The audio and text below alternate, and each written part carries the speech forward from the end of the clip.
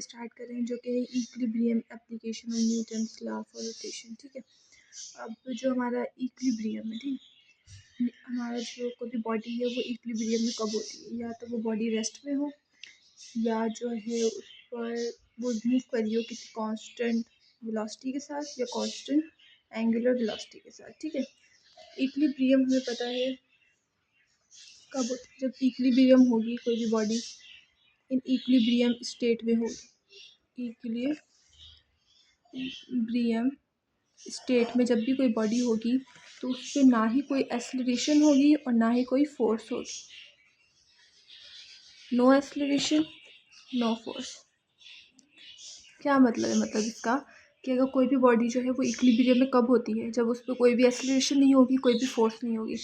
अब हम खाली इधर एक्सेलरेशन की बात करें। एक्सेलरेशन हमारी दो होती है, एक ट्रांसलेशनल एक्सेलरेशन, एक रोटेशनल एक्सेलरेशन। तो ये जो नो एक्सेलरेशन है कि मतलब कोई भी एक्सेलरेशन होगी वो कोई भी हो सकती है, मतलब फॉर एनी एक्सेलरेशन, मतलब वो एंगुलर एक्सेलरेशन भी हो सकती है, वो ट्रांसलेशनल एक्सेलरेशन भी हो सकती है, वो कोई भी एक्सेलरेशन हो सकती है। ठीक है, और फोर्स अगर रोटेशनल में बात की जाए तो वो हमारा टॉर्क होता है। इट मीन्स अगर किसी भी बॉडी पर टॉर्क, एक्सटर्नल टॉर्क ज़ीरो हो या एक्सटर्नल फोर्स ज़ीरो हो तो वो बॉडी जो है इक्विलिब्रियम कंडीशन में होती है। अंडरस्टूड सी बात है। अगर जब तो ये दोनों ये चीज़ें कांस्टेंट होंगी, ज़ीरो होंगी, तो ना ही एक्सेलरेशन प्रोड्यूस होगी और ना ही एंगुलर एक्सेलरेशन प्रोड्यूस होगी। ठीक, एंगुलर एक्सेलरेशन हमें पता है कि according to Newton second law which is F is equals to ma। ठीक, ये हमारे वेक्टर्स हैं। और अगर इसी की इक्विवेलेंट फॉर्म देखी जाए इन रोटेशनल मोशन या इन एंगुलर मोशन तो वो हमारे पास आती है tau is equals to I alpha. ठीक है, summation of tau is equals to I alpha, summation of F is equals to M A, summation of tau is equals to I alpha. ये हमने इसी की फॉर्म है इन angular form या in rotational form. ठीक, अगर समेशन ऑफ फोर्सेस ज़ीरो होती है और समेशन ऑफ टॉ दोनों ज़ीरो हो, मतलब कोई भी ऑब्जेक्ट पे ना ही कोई फोर्स लग रही है अगर ट्रांसलेशन में देखा जाए, और एंगुलर पाथ में जब वो मूव कर रहा है या रोटेशनल में है तो ना ही उस पर कोई टॉर्क प्रोड्यूस हो रहा है। तो इट मीन्स कि अगर ये दोनों कंडीशन सेटिस्फाई करती हैं तो the body will in equilibrium condition, the body will be in equilibrium condition. ब्रियम कंडीशन, बॉडी इक्विलिब्रियम कंडीशन में होगी जब ऑब्जेक्ट पे लगने वाली या सिस्टम पे लगने वाली एक्सटर्नल फोर्सेस ज़ीरो की इक्वल हो और टॉर्क भी ज़ीरो के इक्वल हो। अब हम कह रहे हैं कि जो समेशन एफ है वो बराबर है ज़ीरो के इन एनी एक्सिस। वो अकॉर्डिंग टू एक्स एक्सिस भी हो सकती है, अकॉर्डिंग टू वाई एक्सिस भी हो सकती है, जेड एक्सिस भी। हर एक्सिस में लगने वाली फोर्सेस ज़ीरो हैं, समेशन हमने लिखा है ना। इसी तरह टॉर्क भी किसी भी एक्सिस में हो, एक्स एक्सिस में हो, वाई एक्सिस में हो, जेड एक्सिस पे हो, वो हमारा ज़ीरो होगा। ठीक, यहाँ पर मैं लिख सकती हूँ summation F X is equal to zero, summation F Y is equal to zero, summation F Z is equal to zero. इसका मतलब क्या है कि summation F is equal to zero मतलब अब फोर्स जो है वो इन एक्स डायरेक्शन में लगने वाली, वाई डायरेक्शन में लगने वाली, जेड डायरेक्शन में लगने वाली फोर्स ज़ीरो होंगी। मतलब इन सब का सम ये है, अगर इन सबको मिला के लिखा जाए तो ये कंडीशन बनती है। ठीक, यहाँ पर हमने वेक्टर की साइन नहीं लगाएंगे, क्यों? बिकॉज ये डिनोट करता है डायरेक्शन को कि किस डायरेक्शन में लग रहा है। अब हमने डायरेक्शन बता दी कि फोर्स वो जो एक्स एक्सिस में लग रही है वो ज़ीरो के, फोर्स वो जो वाई एक्सिस पे लग रही है वो ज़ीरो के, और फोर्स वो जो जेड एक्सिस में लग रही है वो ज़ीरो के। इसी तरह जो है वो टॉर्क के कंपोनेंट्स भी ज़ीरो ही होंगे। समेशन हम ये जब बात करें जब बॉडी जो है वो इन इक्विलिब्रियम कंडीशन में, ठीक, ज़ीरो होगा। समेशन टॉ वाई वो भी ज़ीरो होगा और समेशन टॉ जेड वो भी ज़ीरो होगा। ठीक, इतना हो गया। अब हमें पता है, अब हम एक बात कहते हैं कि जब भी हम टॉर्क देखते हैं, ठीक है, फॉर एग्जांपल ये हमारा है कोऑर्डिनेट सिस्टम, ठीक है, जो कि है हमारी मर्ज़ी, हम इसको कोई भी एक्सिस नाम दें, इट्स डिपेंड ऑन अस। ठीक है, ये कोई हार्ड एंड फास्ट रूल नहीं है कि नहीं यही एक्स होगा, नहीं यही वाई होगा, यही जेड होगा, ये आपकी मर्ज़ी है, आप कोई भी दे सकते हैं, इसको एक्स कह सकते हैं, इसको वाई कह सकते हैं, इसको जेड कह सकते हैं। अब यहाँ पर देखें एक्स वाई जेड, हम जब भी टॉर्क फाइंड करते हैं, ठीक, जब बॉडी जो है वो एक्स वाई के अराउंड जो है वो रिवॉल्व कर रही होती है तो उसकी टॉर्क की डायरेक्शन जेड एक्सिस की तरफ होती है। तो इस तरह हमें पता है कि हम टॉर्क जो है वो कोऑर्डिनेट सिस्टम के अंदर फाइंड कर सकते हैं। अब एक क्लेम है कि जो टॉर्क है वो सेम होगा हर एक्सिस में, ठीक है, मतलब आप किसी भी कोऑर्डिनेट सिस्टम ले लें उसके अंदर टॉर्क जो है वो सेम होगा। मतलब अगर मैं यहाँ पर एक और कोऑर्डिनेट सिस्टम ड्रॉ कर लूँ विच इज़ दिस वन, ठीक है, जिसको हम नाम देते हैं Y prime, X prime and Z prime. इसका कहने का ये मतलब है कि यहाँ पर अगर टॉर्क फाइंड करेंगे वो भी इसी के इक्वल होगा जो इसके अंदर टॉर्क होगा। मतलब टॉर्क जो है वो चॉइस ऑफ एक्सिस पे डिपेंड नहीं करता, वो इंडिपेंडेंट है, ठीक। सो अब हम इस बात का क्लेम कर रहे हैं, सो हमें अब ये चीज़ प्रूफ भी करनी होगी कि कैसे। सो हम किस बात का क्लेम कर रहे हैं, क्लेम क्या है हमारा कि torque is independent, torque is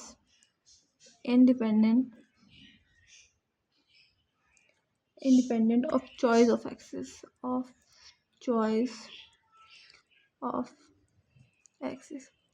मतलब टॉर्क जो है वो इंडिपेंडेंट है चॉइस ऑफ एक्सिस पे, ठीक। अगर हम ये ले लें एक्सिस, ये एक्सिस ले लें या कोई और भी एक्सिस ले लें तो टॉर्क जो है वो उन दोनों एक्सिस का सेम होगा, हर एक्सिस पे टॉर्क सेम होगा, ठीक है। अब हम इसको प्रूफ करते हैं। हम यहाँ पर ले लेते हैं एक एक्स वाई प्लेन, मतलब 3 कोऑर्डिनेट सिस्टम ले लेते हैं। ये कोऑर्डिनेट सिस्टम है हमारा, ये है हमारा y, this one is x and this one is z, ठीक। यहाँ पर हमारी कोई भी बॉडी है जो डिफरेंट मासेस से मिलके बनी है। हमें पता है कि पॉइंट मतलब काफ़ी सारे मासेस होते हैं जिनसे मिलके बनी होती है। एक है m1, एक है हमारे पास m2, ठीक, एक है हमारे पास mn, एक है हमारे पास m3, ठीक है। ये हमारी क्या है, मासेस है इस बॉडी के अंदर, ठीक। सो इन मास का इस तक से डिस्टेंस कोई ना कोई डिस्टेंस होगा जिसको हम नाम दे देते हैं r1 का, ठीक है। अब जैसे कि हमारे पास m2 है, इससे कोई ना कोई डिस्टेंस होगा, इसको हम r2 का नाम दे देते हैं। और इस n पार्टिकल से भी कोई ना कोई डिस्टेंस होगा जिसको हम rn का नाम, फिर डायग्राम सही नहीं है तो आप इसको देखकर, मतलब कॉन्सेप्ट बेसिकली यही है, ठीक है, कि डिस्टेंसेस हमने लिए हैं m1 से लेकर ओरिजिन तक, m2 से लेकर ओरिजिन तक, m3 हम ज़्यादा बड़ा हो जाएगा इसलिए सिर्फ हम 2 मासेस का लेके कर लेते हैं, और mn से लेकर ओरिजिन तक, ठीक है। ये हमारे मासेस है जो कनेक्ट है, ये r1 हो गया, r2 हो गया जो 2 को कनेक्ट कर रहा है, और जो mn को कनेक्ट कर रहा है वो rn हो गया, ठीक। अब हम लिख सकते हैं, हमें पता है कि टॉर्क की जो वेक्टर फॉर्म है वो किस तरह लिखते हैं, torque is equals to r cross f, ठीक। अब हमारे पास r काफ़ी है, r1 r2 r3, तो मैं इसको इस तरीके से लिख सकती हूँ। अगर हम इन सब का सम लें, ठीक है, क्योंकि टॉर्क जो है वो सारे प्रोड्यूस कर रहे हैं, तो सम इसका हो जाएगा समेशन r क्रॉस f, ठीक। अगर हम इसको लिखें तो अब हम समेशन करके लिख रहे हैं, तो summation torque is equals to, अब हमारे पास r जो है समेशन r मतलब r1 है, r2 है, r मतलब rn तक मैं लिख सकती हूँ इसे समेशन। अब हम समेशन की साइन नहीं देंगे बिकॉज जो है वो हम अब इसको सेपरेट करके लिख रहे हैं, तो r1 cross f1 plus r2 cross f2 plus ups to n rn fn, ठीक है। ये हमारे पास हो गया टॉर्क, कि अगर हम इस कोऑर्डिनेट की बात कर रहे हैं, एक्स वाई जेड कोऑर्डिनेट में रखते हैं, और हम जब इसको सॉल्व करते हैं तो हमारे पास जो टॉर्क है समेशन ऑफ टॉर्क वो हमारे पास ये आता है। इस इक्वेशन को हम नाम दे देते हैं 1 का, ठीक, ये इक्वेशन 1 है। अगर इसी के अब हमने ये कहा था कि अगर एक्स, जैसे कि हमने यहाँ पे क्लेम किया था कि एक्स वाई जेड के अंदर जो टॉर्क है वही एक्स प्राइम वाई प्राइम और जेड प्राइम के अंदर भी टॉर्क होगा, क्योंकि टॉर्क जो है वो इंडिपेंडेंट है चॉइस ऑफ एक्सिस। आप चॉइस ऑफ एक्सिस कोई भी ले लें टॉर्क सेम रहेगा। तो हम क्या करते हैं, एक और इसी के साथ जो है वो हम अपना कोऑर्डिनेट सिस्टम ड्रॉ करते हैं। वो कैसे ड्रॉ करेंगे, जैसे कि यहाँ पर ये, ठीक है, यहाँ पर थोड़ा मिक्सअप हो जाएगा, हम इसको अलग से एक ड्रॉ करते हैं। ठीक, ये हमारा है y, x और z, जो हमारा पहले वाला कोऑर्डिनेट था, और उसके अंदर जो थे वो इस तरीके से मासेस रिप्लेस हुए थे इस ऑब्जेक्ट के अंदर। ठीक, हम एक और कोऑर्डिनेट सिस्टम ड्रा कर लेते हैं, क्योंकि हमने कहा था कि उसके अंदर भी सेम ही होगा, और हम इस बात पे क्लेम कर रहे थे और हम इसको प्रूव कर रहे हैं कि हाँ ऐसा है कि नहीं है। सो ये y prime, x prime and z prime.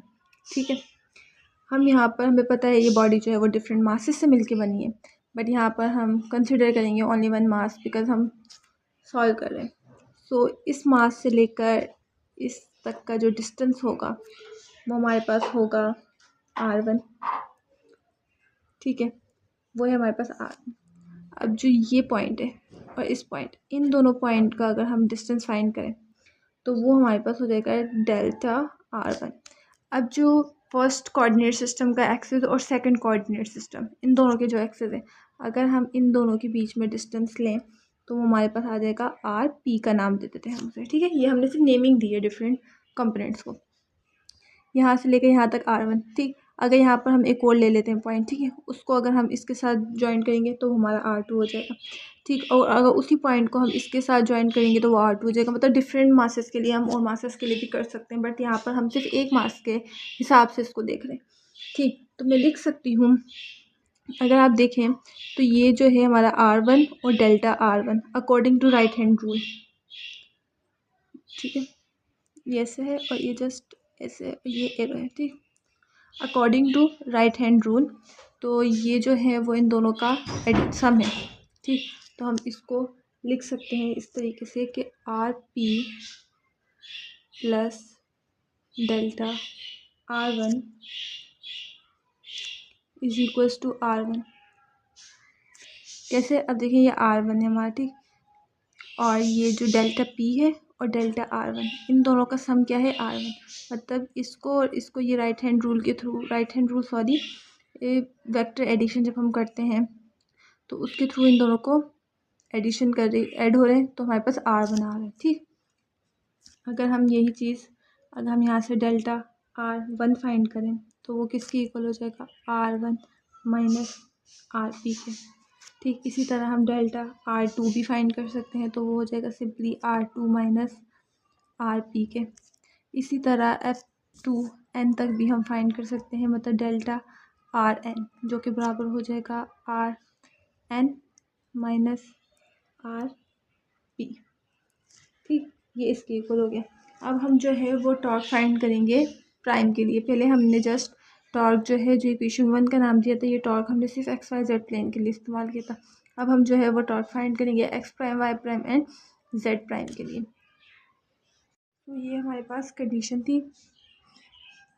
अब हम इसको देखते हैं, हमने टॉर्क को पढ़ा है, ठीक है, समेशन, वो हमने खाली टॉर्क फाइंड की थी फर्स्ट कोऑर्डिनेट में। अब हम टॉप प्राइम फाइंड करेंगे। समेशन टॉप प्राइम फाइंड करने के लिए हो जाएगा delta R prime cross F.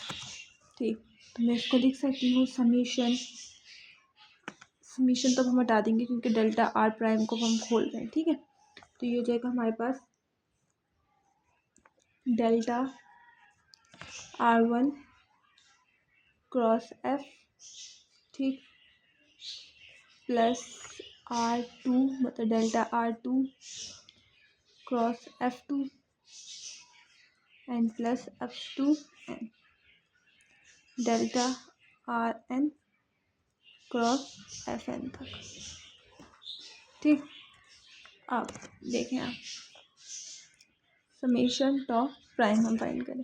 यहाँ पे देखिए r1 जो है डेल्टा r1 वो किसकी इक्वल है, r1 माइनस rp के, r1 माइनस rp।